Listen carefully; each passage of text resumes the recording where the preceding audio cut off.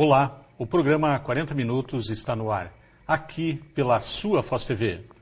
Parte dos hospitais de Foz do Iguaçu parece que vive na UTI. A cidade vem sofrendo continuamente com os problemas de hospitais. Primeiro foi a Santa Casa, agora o Hospital Municipal. Segundo informação do secretário de Comunicação Social, João Adelino de Souza, o senhor Randas teria ficado revoltado com a decisão do prefeito em não renovar o contrato com a fundação. O senhor Randas Vilelas alega que a prefeitura não cumpriu o contrato. Para esclarecer algumas dúvidas, o programa 40 Minutos de hoje vai entrevistar o juiz da Justiça do Trabalho, Lorival Barão Marques Filho. Seja bem-vindo ao 40 Minutos, doutor. O problema dos trabalhadores do Hospital Municipal já foi solucionado junto à Justiça do Trabalho? Boa noite, é um prazer ser convidado. Ele foi solucionado parcialmente. O que aconteceu? O sindicato da categoria ingressou com uma ação chamada medida cautelar. É uma ação que tem natureza preparatória para uma ação principal. Nessa ação cautelar, ele postulou o arresto, ou seja, a apreensão de valores que a Fundação Randas Vilela possuía. Foi deferida a liminar, foram apreendidos os valores. 2 dias após, o sindicato entrou com uma nova ação. Nessa nova ação, ele indica todos os 309 empregados que foram despedidos imotivadamente, que não receberam suas verbas rescisórias. E nessa ação foi postulada novamente uma medida de urgência, que chama-se tutela antecipada. Eu deferi a tutela antecipada e para efetivar o pagamento a todos os empregados. Então essa ação ela tem como objeto o quê? Verbas rescisórias, também Sim. conhecido leigamente como o acerto, salários atrasados e o pagamento no valor de um salário pelo atraso do pagamento das verbas rescisórias. Sim. Então, essa ação tem esse objeto. Foi deferida, como eu te falei, deferida a antecipação de tutela, e os empregados, inclusive, já receberam. Na semana passada, os 309 empregados compareceram na Justiça do Trabalho, receberam suas guias e puderam levantar os valores. O valor que foi arrestado junto à Fundação foi no total de R$1.300.000. Sim, e foi suficiente esse valor? Para esse pagamento, foi. Ainda, até por sinal, existe um excedente. Sim. Né? Eu ainda não tenho dado concreto o valor específico, porque existe ainda um procedimento administrativo, que uma vez que o empregado recebe o valor, essa guia que o empregado recebe tem que voltar para o processo, né? Voltar para os autos. Só que depois que as 309 guias voltarem, é que a gente vai poder somar para ver o valor exato que foi deferido. E eu acredito que vai estar em torno ali de R$1.050.000. Então, quer dizer, para esse processo, resolveu. Para esse resolveu. Para esse resolveu. Agora, nada impede que os empregados ingressem com demandas individuais. Sim. O sindicato funcionou na qualidade de substituto processual. Então, essa é uma das principais finalidades do sindicato. Ele representar os seus filiados em contendas judiciais. Agora, nada impede que os empregados postulem individualmente, ou seja, postulem horas extras, adicional noturno, adicional de insalubridade, parcelas que não estão compreendidas na ação formulada pelo sindicato. Sim. Resolveu o problema integralmente dos empregados do Hospital Municipal? Infelizmente não, ainda não. Sim. Mas, de forma emergencial, foi suprido. Porque os empregados, de uma hora para outra, viram-se abandonados, viram-se sem ter condições econômicas de se sustentar. E até pela provocação adequada e rápida do sindicato, Sim. foi possível deferir uma tutela de urgência. Foi possível conceder uma medida emergencial que assegure dignidade ao empregado que foi empregado da fundação. Desculpe. Não, pode. E é importante destacar isso porque a sociedade como um todo, ela acaba tendo uma ideia que o Poder Judiciário é lento. que o Poder Judiciário é ineficaz, que o Poder Judiciário demora demais para entregar para o indivíduo aquilo que lhe foi postulado. Isso, em parte, é verdadeiro, mas na Justiça do Trabalho, que é um ramo especializado do Poder Judiciário e que trata de verbas de natureza alimentar, portanto, precisa ser rápido, Sim. A celeridade é o norte da Justiça do Trabalho. E esse caso é bem emblemático, porque em menos de 15 dias foi possível efetuar o pagamento de mais de 300 empregados. Por quê? Postulou-se corretamente no prazo adequado. Sim.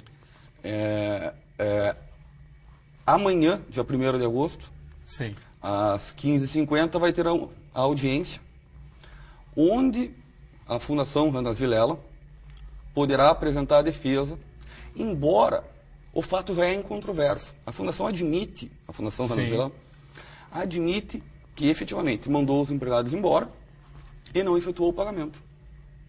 Mas não existe a possibilidade da prefeitura ter que assumir isso? Tá. O município de Foz do Iguaçu não faz parte desse processo. Sim. Esse processo foi movido pelo sindicato em face da Fundação Randaz Vilela e da pessoa física de Randaz Vilela. O município aqui não tem nenhuma ingerência. Ele não é parte aqui. Então, não existe reflexo sobre ele.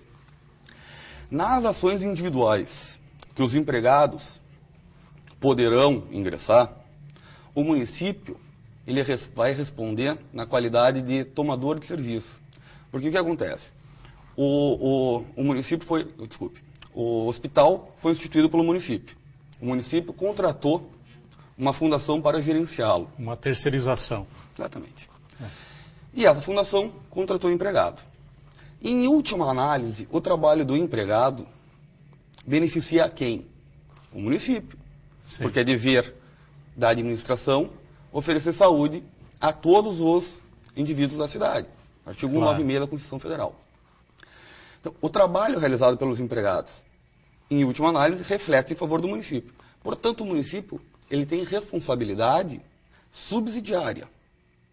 Isso é uma matéria já pacificada na jurisprudência trabalhista, inclusive sendo objeto de uma súmula do Tribunal Superior do Trabalho. Então, o que acontece? Os empregados poderão formular ações em face da Fundação Randaz Vilela, como devedora principal, tendo o município de Foz do Iguaçu como responsável subsidiário. Dito de outra forma, se não existir patrimônio da fundação, o município é que vai ter que arcar com os valores. O que, infelizmente, é algo muito comum. Sim. É muito comum aqui na nossa região, na região oeste do estado, Foz do Iguaçu, Medianeira, São Miguel do Iguaçu. São Miguel do Iguaçu, até por sinal, terceirizou a saúde. O município de São Miguel do Iguaçu contratou um órgão, uma UCIP, que chama, e não existe mais nenhum servidor público municipal na saúde. Não existe. Eu não posso te garantir peremptoriamente que não existe. Sim. Mas quase todos estão vinculados a uma empresa terceirizada. É clara a terceirização de atividade fundamental do Estado, que é a concessão de saúde. De qualquer forma, não apenas a área de saúde é uma prática habitual da administração pública. A administração, em várias áreas, terceiriza as atividades, contrata empresas com inidoneidade patrimonial, empresas que não têm suporte patrimonial para garantir as execuções, e no final, essas empresas prestadoras de serviço acabam desaparecendo. É o caso da Castelo Dourado, uma empresa prestadora de serviço do município de Foz do Iguaçu, que simplesmente desaparece. E quem acaba pagando é o município de Foz do Iguaçu. O município ou o povo, no caso, né? Exatamente. Eu vou lhe pedir um tempo, doutor, porque nós vamos para o intervalo comercial e voltaremos logo em seguida com o programa 40 Minutos.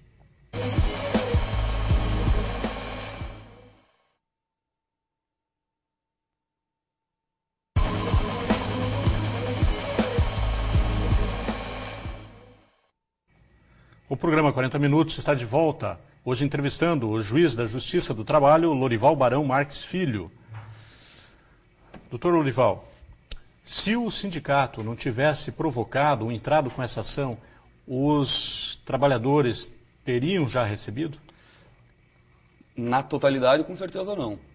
E sem dúvida, haveria uma dificuldade muito maior de você conseguir apreender uma soma de valor Sim. imponente, como foi de 1.300.000, se cada empregado tivesse ajuizado a sua ação individualmente. Por isso que tem que se destacar a ação eficaz, eficiente do sindicato nessa Ação demanda. conjunta, né? Que isso valorizou muito e deu sem dúvida, não. condições para o judiciário tomar as medidas Exatamente, necessárias. exatamente. O senhor Randas alegou que o dinheiro era de doação e não proveniente da prefeitura. Isso poderia impedir o bloqueio da conta? Não, não. A fundação era a efetiva empregadora dos 309 empregados. Portanto, ela responde com qualquer patrimônio que ela possua. Seja uma doação, seja o repasse dos valores que o município deveria realizar. Não importa a origem do dinheiro. O que importa é que ela tenha condição financeira, tenha capacidade financeira para suportar o processo. Sim. Então, a origem do dinheiro é irrelevante. Se a fundação não recebeu o repasse dos valores do município, ela deve postular isso em outra esfera. Ela vai ter que procurar na Justiça Estadual, que é o fórum competente para esse tipo de demanda. Na Justiça Estadual, ela vai ter que demonstrar que prestou um serviço e não recebeu o valor.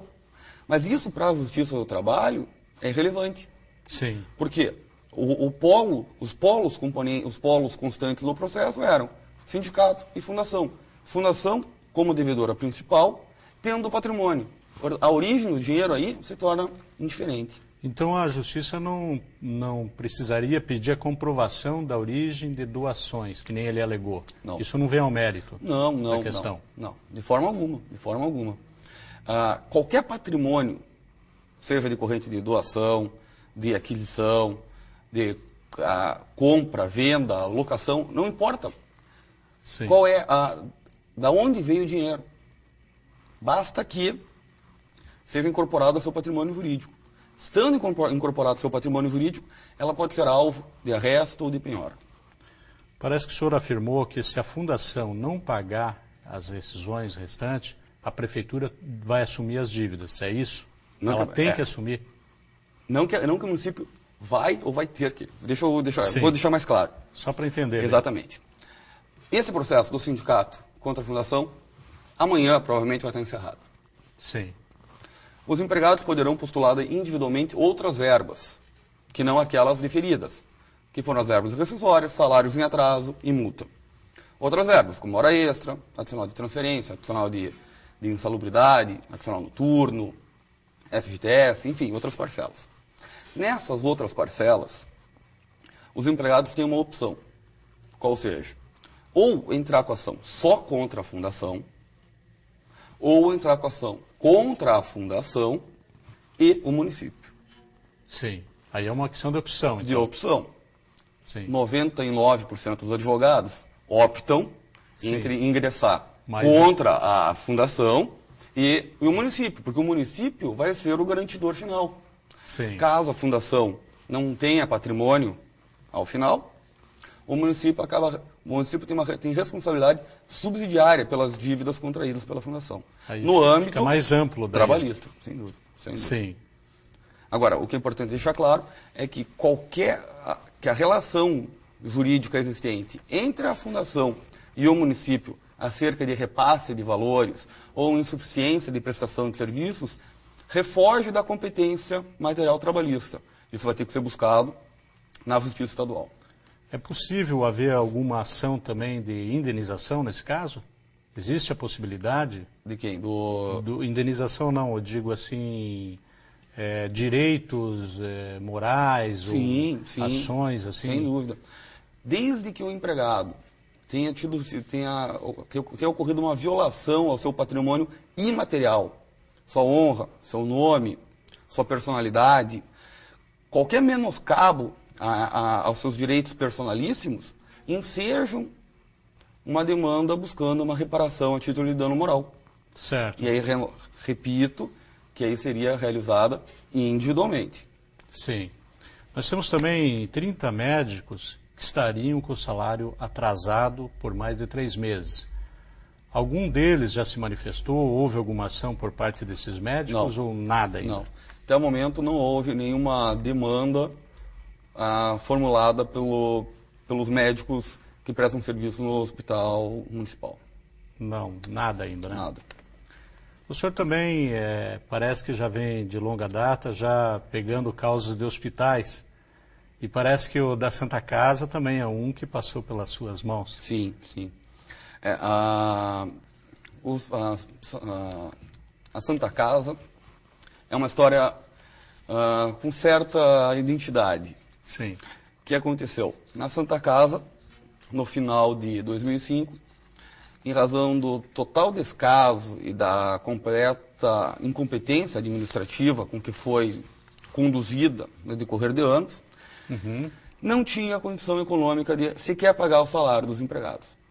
Os empregados acabaram realizando um movimento grevista, até encontrando até certo apoio na população, que foi deflagrado em dezembro de 2005. Com o movimento grevista, cessou o atendimento ao público, e o atendimento ao público carente, que era quem buscava a Santa Casa. Após isso, em março ou abril do ano passado, existiam dezenas de processos trabalhistas. A última estimativa nossa era de cerca de 250 ações, tendo a Santa Casa no polo passivo, né? Tendo a Santa Casa como executada. E a gente não conseguia... Ações individuais. Ações individuais. E isso já dificulta. Sem dúvida. E não existia mais patrimônio passível de penhora. Até porque não entrava mais dinheiro também, porque o hospital não estava mais atendendo. Então não existia o repasse do SUS. Ou seja, era uma situação calamitosa. Sim. Em um dos processos foi postulada a penhora do estabelecimento. É uma figura processual, é uma técnica executiva extrema. Sim. Se verifica quando o executado não tem mais nenhuma capacidade financeira, né?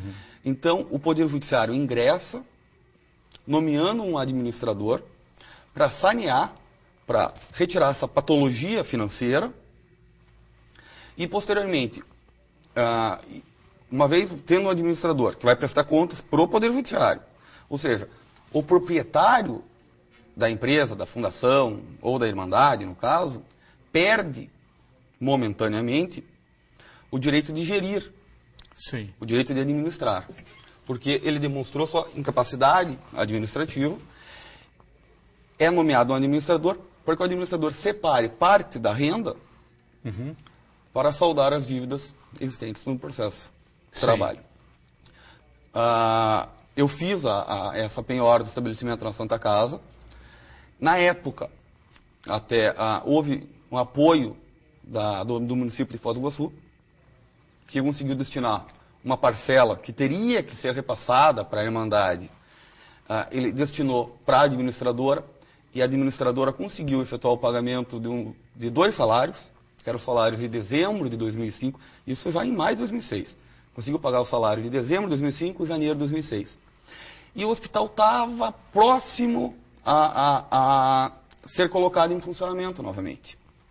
Porque os empregados grevistas perceberam que existia uma possibilidade concreta deles retomarem os seus postos de trabalho, que era o que eles queriam principalmente, e de voltar a atender a população. Então, havia uma disposição, havia uma boa vontade da municipalidade, dos empregados, do sindicato, com a administradora nomeada pelo Poder Judiciário. Todavia, a Santa Casa impetrou um mandado de segurança, que é uma ação, e o Tribunal Regional do Trabalho, sediado em Curitiba, acabou cassando a decisão que eu dei, cerca de 20 dias depois, declarando a imperabilidade, declarando que era impossível realizar aquele tipo de penhora naquela situação. Um mês depois, a Santa Casa ingressou com um pedido de autoinsolvência na Justiça Estadual. Foi diferida a autoinsolvência e hoje, 2 anos depois, nenhum credor da Santa Casa recebeu nenhum valor até o momento. A autoinsolvência é um processo lento, burocrático, demorado. Você vai ter que verificar toda o passivo que existe na Santa Casa, qual é o ativo, Sim. e depois fazer o pagamento conforme os créditos forem preferenciais. Mas não existe a menor previsão hoje Sim. de quando os empregados que possuem valores vultosos contra a Santa Casa vão receber. Se vão Sim. receber, já é uma eventualidade. E não há a menor possibilidade de estabelecer quando eles podem receber esses Se valores. Curitiba não tivesse intervido na sua decisão, eu gostaria que o senhor explicasse qual seria a sua previsão hoje, mas daqui a pouco. Nós vamos para o intervalo comercial e voltaremos logo em seguida com o programa 40 Minutos.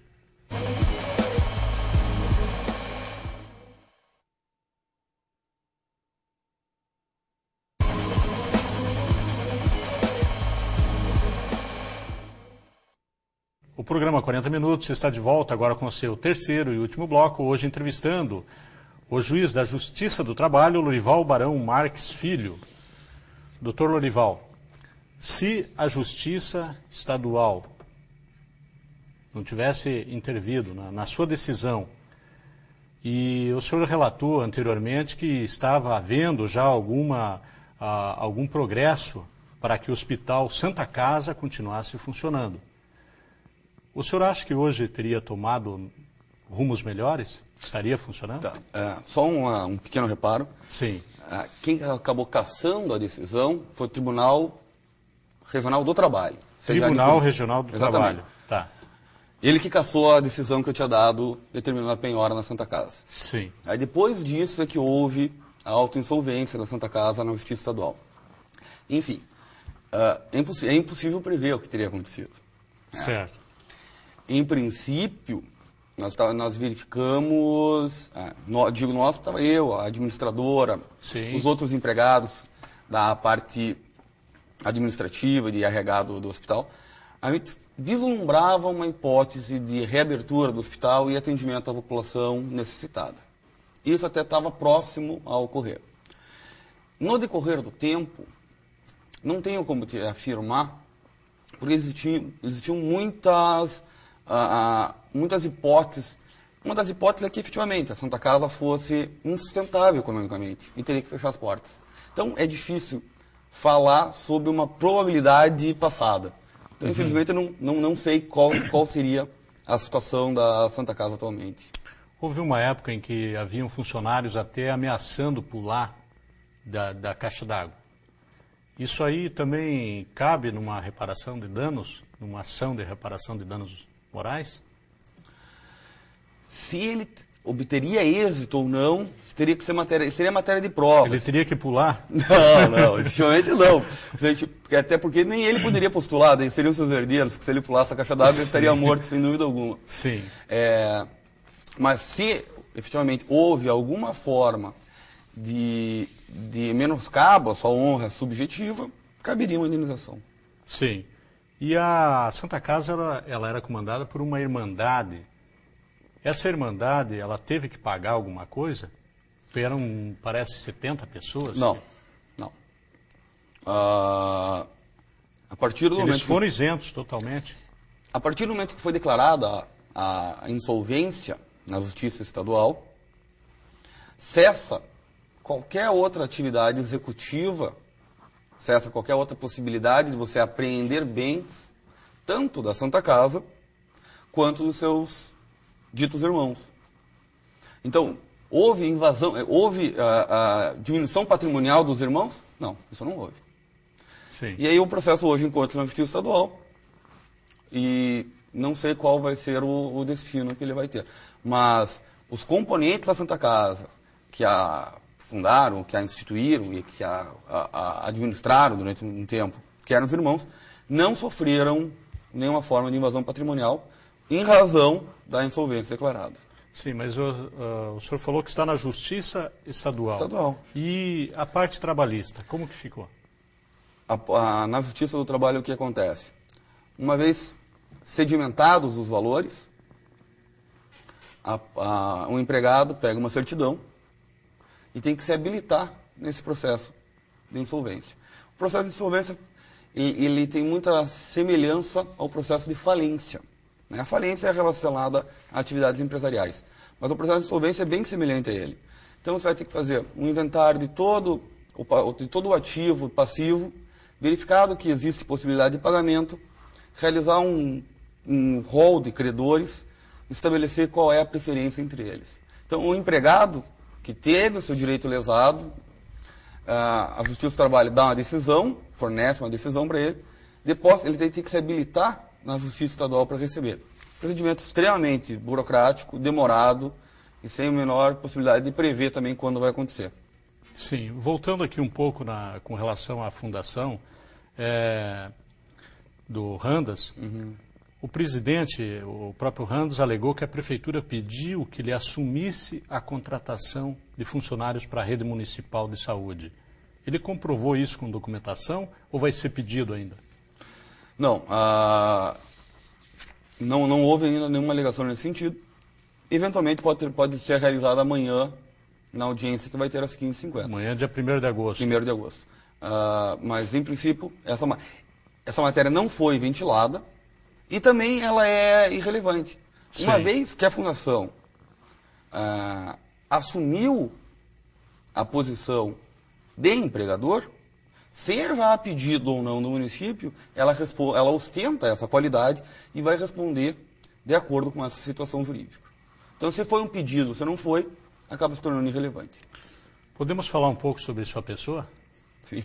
Porque o telespectador deve estar curioso. O senhor deve ser o juiz mais novo do estado do Paraná? Atualmente, não. Mas quando eu ingressei na magistratura trabalhista, eu ingressei com 25 anos, e na época eu era o juiz do trabalho mais novo do estado.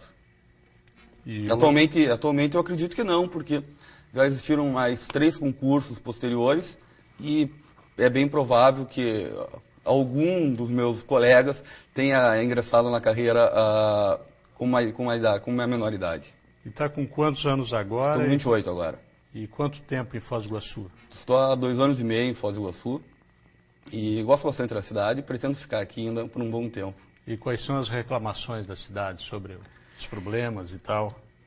Eu tenho pouquíssimas reclamações da cidade. A minha maior reclamação é quanto ao tempo, principalmente no verão. Porque como eu venho de Curitiba, o sol abrasador aqui de Foz me incomoda um pouco. Acredito que em mais alguns verões eu comece a me acostumar com isso. E com relação à sua pessoa, existe, assim, não sei se o senhor percebe, alguma discriminação interna ou externa por ser um juiz tão novo? Não, nunca sofri nenhuma forma de discriminação. Pelo contrário, até verifico até manifestações de apoio e de incentivo ao ingresso jovem na magistratura. Tá bom, nós estamos chegando ao final do programa. Quero agradecer sua participação aqui no 40 Minutos e seja bem-vindo outras vezes. Eu que agradeço e fico disponível para algum outro programa. Muito obrigado. E o programa 40 Minutos termina aqui. Obrigado pela teleaudiência e um teleabraço para você.